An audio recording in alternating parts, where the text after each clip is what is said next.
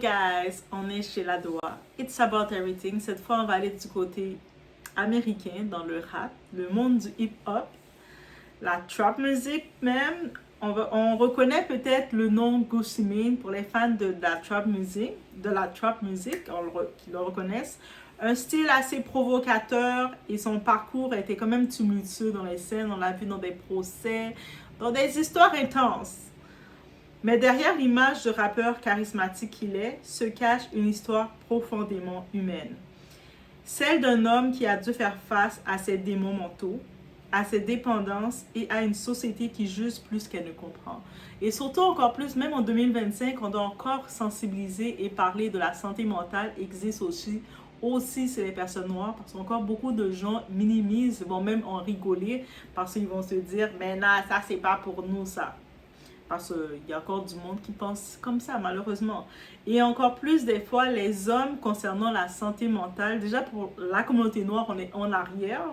Et maintenant, pour les hommes, on a conditionné les hommes qui doivent être faits forts, ils ne doivent pas montrer leurs émotions. C'est encore plus complexe. Donc, quand on voit que les hommes, maintenant, ils utilisent un peu plus leur plateforme pour essayer de s'exprimer, de parler, ils viennent de loin et c'est une nouvelle génération qui les permet de le faire. Donc, on va regarder un peu plus sur lui parce qu'il a sorti son livre en octobre 2025. C'est cette année, c'est ce mois-ci. Il a sorti son autobiographie et il parle de tout ça. Des sujets qu'on dit, c'est rare qu'on va voir un rappeur décider de parler de ça. Et on va donner un petit coup d'œil à qu'est-ce qui se passe. It's about everything, on y va, guys.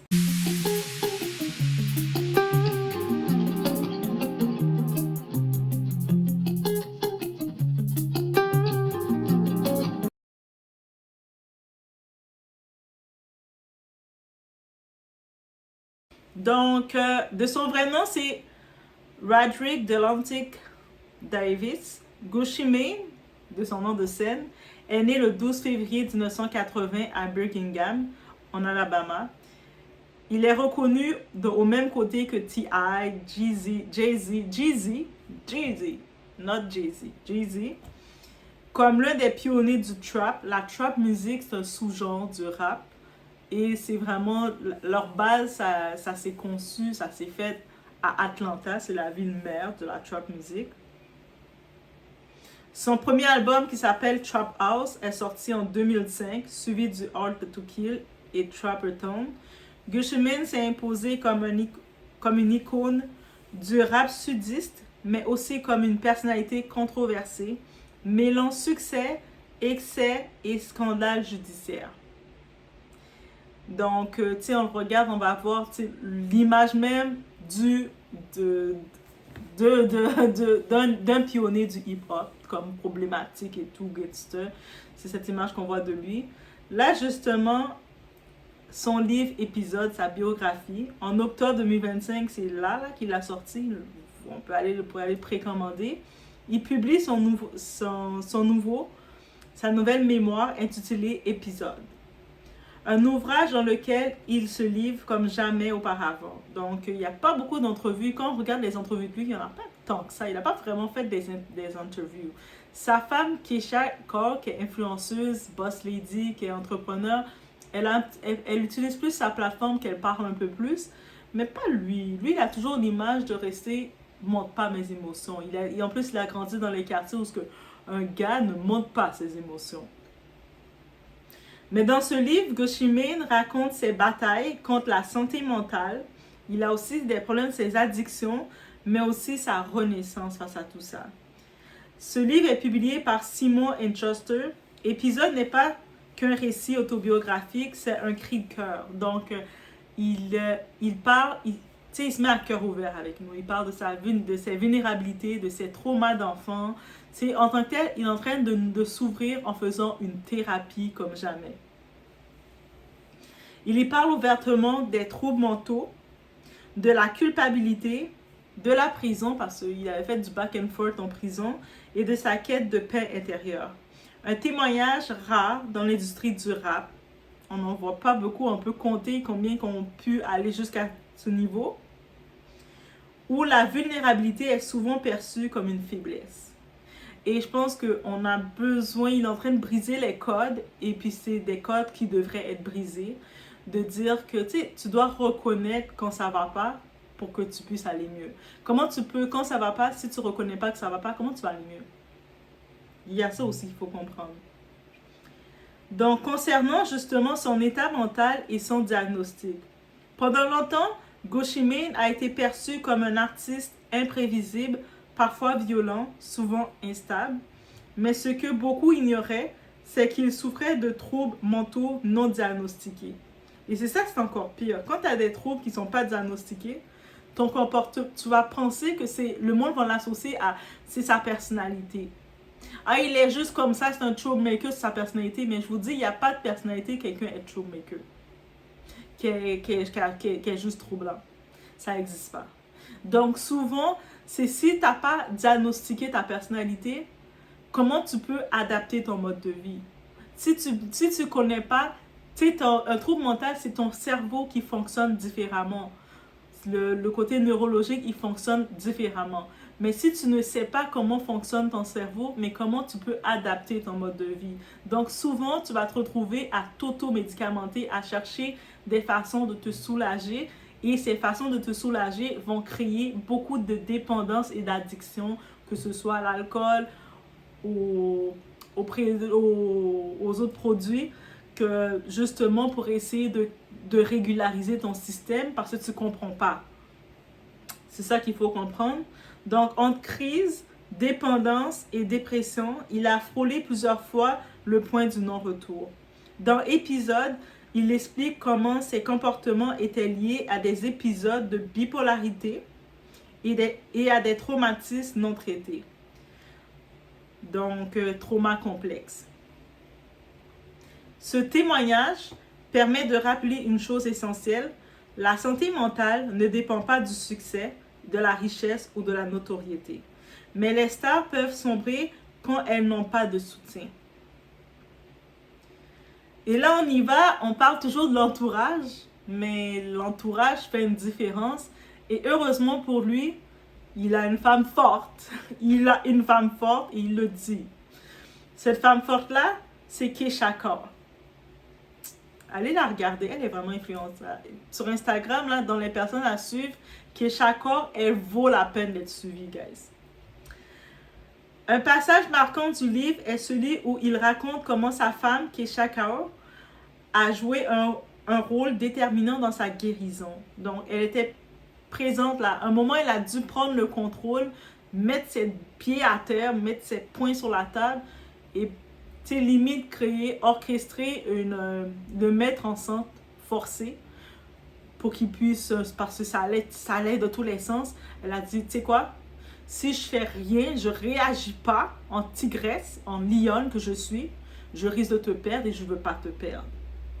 Donc, c'était vraiment ce support-là. Donc, elle a organisé une intervention avec plusieurs proches pour qu'il accepte enfin de se faire soigner et changer de mode de vie. Grâce à elle, il a pu entamer un vrai processus de réhabilitation, non seulement physique, mais aussi mental et spirituel.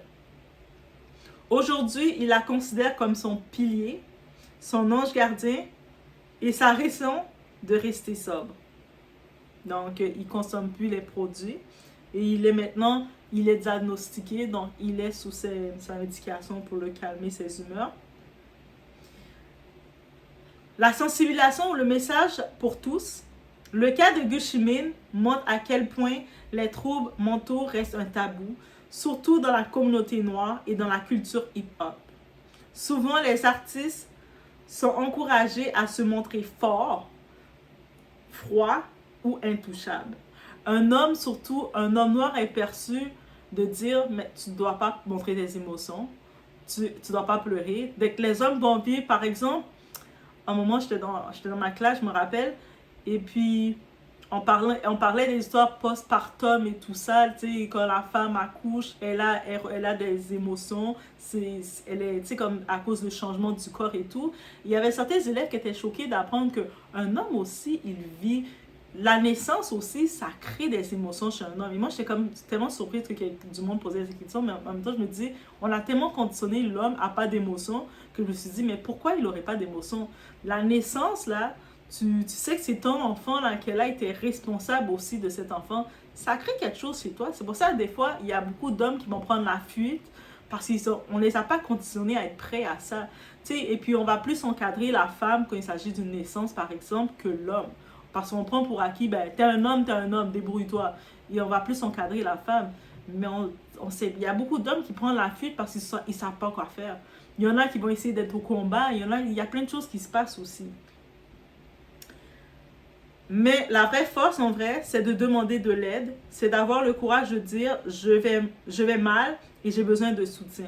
C'est sûr, c'est pas toujours facile. De demander de l'aide et de dire, je vais mal, c'est pas facile. Surtout si tu es dans un entourage hostile, c'est compliqué. C'est pour ça, dans ce cas-ci, il y a des organismes aussi, il y a des lignes d'écoute qui peuvent t'accompagner. Il y a des éducateurs spécialisés aussi que leur travail, c'est l'accompagnement qui sont là pour accompagner parce que c'est sûr que c'est pas évident, c'est pas tout le monde qui se retrouve avec un entourage qui va accepter, qui va être capable, qui va être prêt à recevoir ta douleur. Tu vis parce qu'on parle ici, au-delà de la santé mentale, il a aussi des traumas complexes dans son enfance qui sont restés, il n'a jamais pu s'extérioriser et s'horroriser. Tu sais, des fois, là, ça a l'air de rien, puis on va se dire une chose, l'éducation africaine, l'éducation noire, est très sévère avec les enfants. Des fois, même, la limite, quand ça commence dès le berceau. Un petit bébé qui a rien demandé, il pleure un petit peu trop au goût des adultes. Ah, mais il fait des caprices, il faut le laisser pleurer. Mais c'est quoi cette mentalité-là de sauvage? Comment vous laissez un bébé pleurer? Le bébé, sa façon de communiquer, c'est de crier, de pleurer. Et vous trouvez qu'il fait des caprices. Non, un bébé n'a pas la conscience de faire des caprices. Souvent, quand il pleure, c'est sa façon de communiquer pour dire qu'il y a quelque chose. C'est juste qu'on ne comprend pas. Mais la mentalité africaine, c'est de dire il fait des caprices ou de ne pas considérer ses émotions. Quand il y a des décisions qui sont prises, combien de fois quelqu'un va dire, un adulte va prendre ses décisions, soit que changer son partenaire, soit que changer d'emploi, déménager, faire un petit peu de tout, ou prendre l'enfant, le mettre chez quelqu'un, mais sans aucune consultation avec l'enfant. Après, on s'étonne que l'enfant, il doit se réadapter, mais on l'explique pas pourquoi. Ou on va plus avoir la tendance de punir l'enfant sur une action au lieu d'essayer de comprendre et d'expliquer à l'enfant cette action en tant que telle. Vous comprenez? Et ça doit changer aussi. Parce qu'on a beaucoup de traumas complexes et ça, c'est dans notre éducation que on a maltraité les enfants. On s'est toutes fait maltraiter. Donc, Gucci Mane, actuellement, il utilise aujourd'hui sa plateforme pour briser ce silence et encourager les autres à prendre soin de leur santé mentale avant qu'il ne soit trop tard. Donc, c'est vraiment cette campagne qu'il lance. Donc, oui, en effet, si tu traverses une période sombre, rappelle-toi, tu n'es pas seul, tu n'es pas brisé, tu es juste humain et tu peux apprendre à vivre avec ton esprit au lieu de le fuir. Donc, oui, il faut sensibiliser ce genre de message, il faut le partager. Vous pouvez vous procurer aussi le livre de Gucci Mane et c'est comme il parle dans le langage de rue, donc certains vont peut-être du street, de hip-hop, vont peut-être plus relate, mais il y a plein de livres, il y a plein de personnes qui ont fait des témoignages à cet effet, mais c'est bon que lui, il se met à cœur ouvert d'en parler. On sait qu'il y a d'autres artistes qui vivent avec ça, il y en a certains qui ont laissé savoir qu'ils vivent avec ça. Par exemple, on a Chris Brown qui disait que ce qu'il n'aimait pas dans la médication, ça le faisait perdre la créativité, donc des fois ça l'énervait, souvent.